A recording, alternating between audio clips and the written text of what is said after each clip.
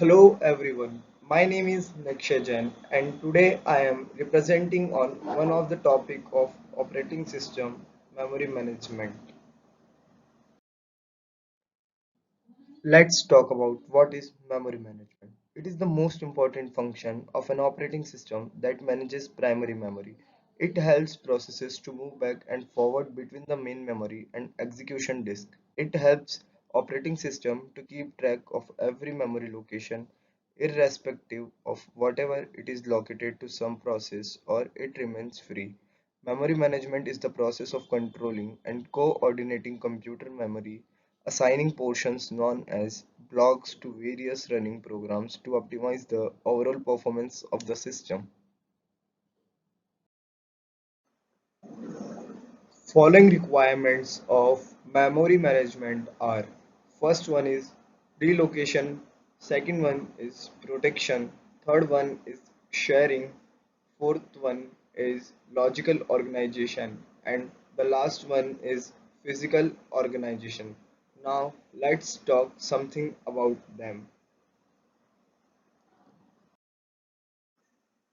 First, we have relocation. The available memory is generally shared among a number of processes in a multi-programming system. So it is not possible to know in advance which other programs will be resident in main memory at the time of execution of his program. Swapping the activity processes in and out of the main memory enables the operating system to have a larger pool of ready to execute process. When a program gets swapped out to a disk memory, then it is not always possible that when it is swapped back into main memory, then it occupies the previous memory location, since the last location may still be occupied by another process. We may need to relocate the processes to a different area of memory. Thus, there is a possibility that program may be moved in main memory due to swapping. Second, we have protection. With the execution of multiple processes, one process may write in the address space of another space.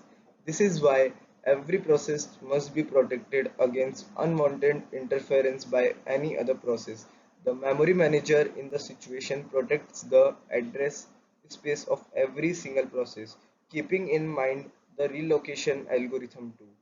The protection aspect and the relocation aspect of the memory manager works in synchronization. The third one is sharing. Sharing is a protection mechanism must have to allow several processes to access the same portion of main memory, allowing each processes accesses to the same copy of the program rather than have their own separate copy has an advantage.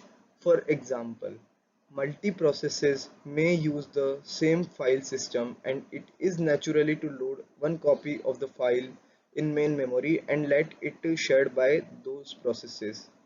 It is the task of memory management to allow controlled access to the shared areas of memory without compromising the protection. Mechanisms are used to support relocation supported sharing capabilities. The fourth and last one is logical organization.